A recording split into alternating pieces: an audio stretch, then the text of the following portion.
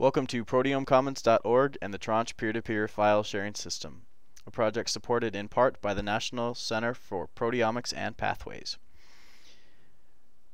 Today's developer tutorial concerns how to download data using the command line. For more information or a higher resolution version of this podcast, please visit us at tranche.proteomecommons.org. If you have problems or questions, please email us at proteomecommons-tranche-users@googlegroups.com. My name is Augie Hill, and this is the Coder's Guide to Tranche Downloads. In this tutorial, you will be shown how to create hyperlinks to Tranche data, how to use the command line tool to download a project, and how to create Java code to connect to a server and download files. If you want to learn how to use the GUI downloader, please refer to one of the former tutorial videos. The documentation on how to create hyperlinks to Tranche data can be found in the Downloading Data section of the User's Guide. You can create a hyperlink to Tranche data either through the Tranche GUI downloader or directly through the Tranche HTTP proxy servers. Creating a hyperlink directly to the GUI downloader will open it without the Tranche hash filled in. We recommend using the downloader because if a direct download must be restarted for any reason, it will restart from the beginning.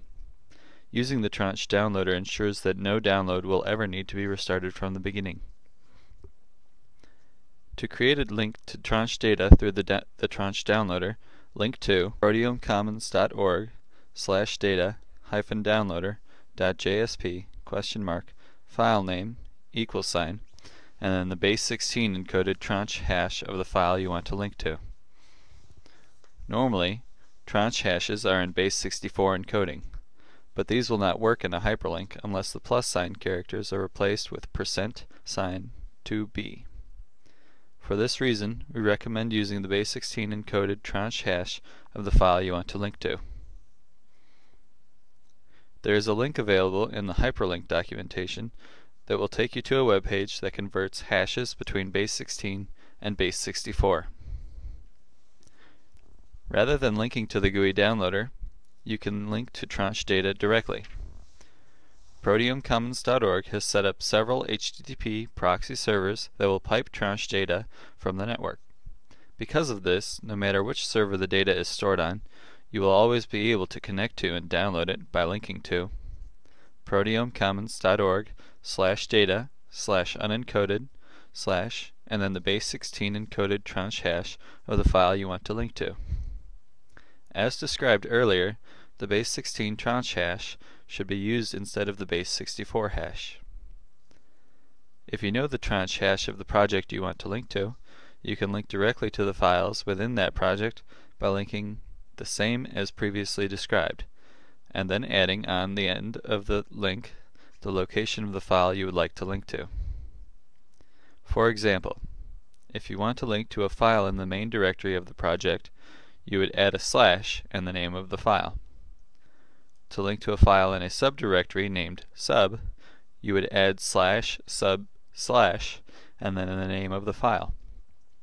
This technique will save you from having to look up the hash of every file you want to directly link to. I will now go over how to use the command line downloading tool. You will first need to download the command line downloading tool. A link is available in the documentation. Before continuing, make sure you have a current version of Java installed on your computer. If you do not, there is a link available in the documentation. Unzip the file and it is ready to be used. Use your command line client to execute this command: java-jar and then the location of the Tranche downloader jar file. The tool will automatically give you a list of options that you can use, including specific servers to download from, if digital signatures should be checked, whether to validate the downloaded files, and where to save data to. Add the Tranche hash of the file you want to download and the download will initiate. If you know the specific server you want to download the project from, you can set that by simply adding a -server and then the server you would like to download from. You may add as many servers as you wish by simply repeating -server and then the name of the next server. It is important to know that the downloader will only check the servers that you specify for a project to download. If the downloader cannot find the project on any of the servers specified, the download will fail. If no servers are specified, the downloader will search the entire Tranche network for the project.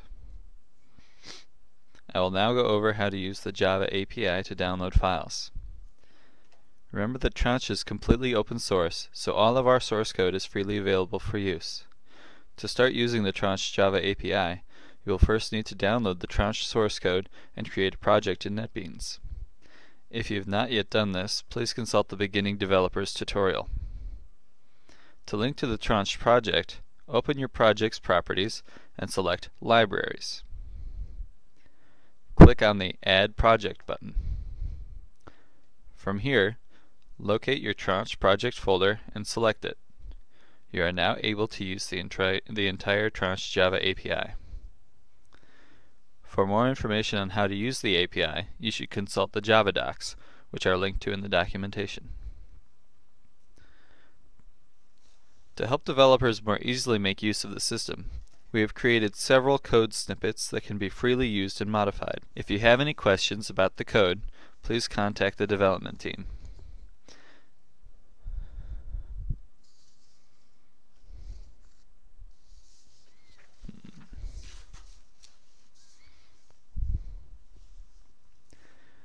One of these code snippets downloads a project. I will now show you how it can be used. I have already added this script to my Tranche app. What it will do is download a project to a folder named Download within the project root directory. Notice that there is currently no download folder in the root directory.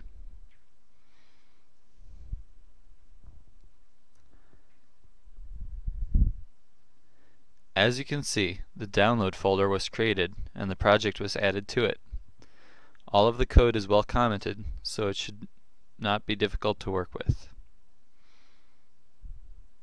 Let's take a look at the source code of the script we just ran.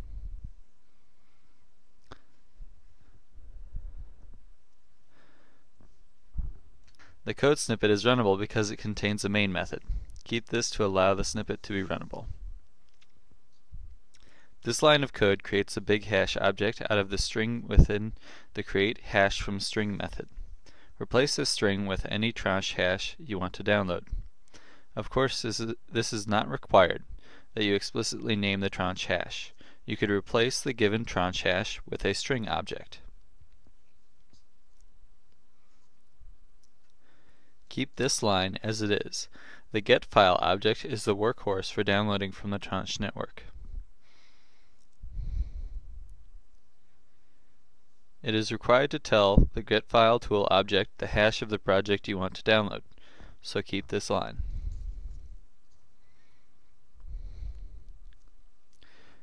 You may or may not want to include the setValidate method with the value of either true or false.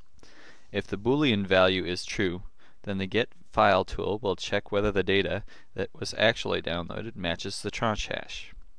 Note that the Tranche hash was created using the data that was uploaded. With validation, you can ensure that the data you have downloaded matches the data that was originally uploaded. A file object is used to represent the directory that is to be downloaded to. In this case, we are going to download the project into a folder named Download in the same directory as the script. If the directory does not exist, the next line will create the directory.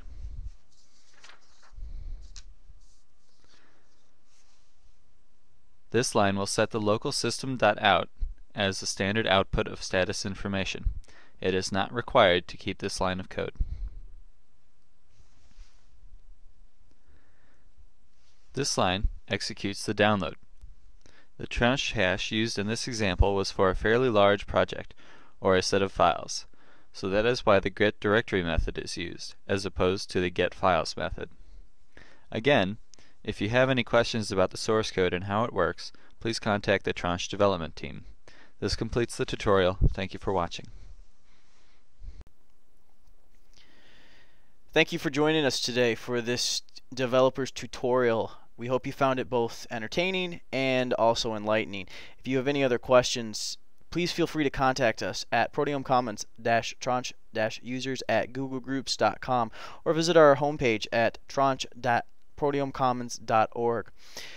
On this webpage, we also have links to our user meeting notes that we hold every other week. We also have some links to audio podcasts that we have created over the course of the last couple months. In addition, we have some other user videos that you might find useful. Some are for developers and some are just for lay users. And all of those can be found by following the links on the homepage. Once again, thank you for joining us today.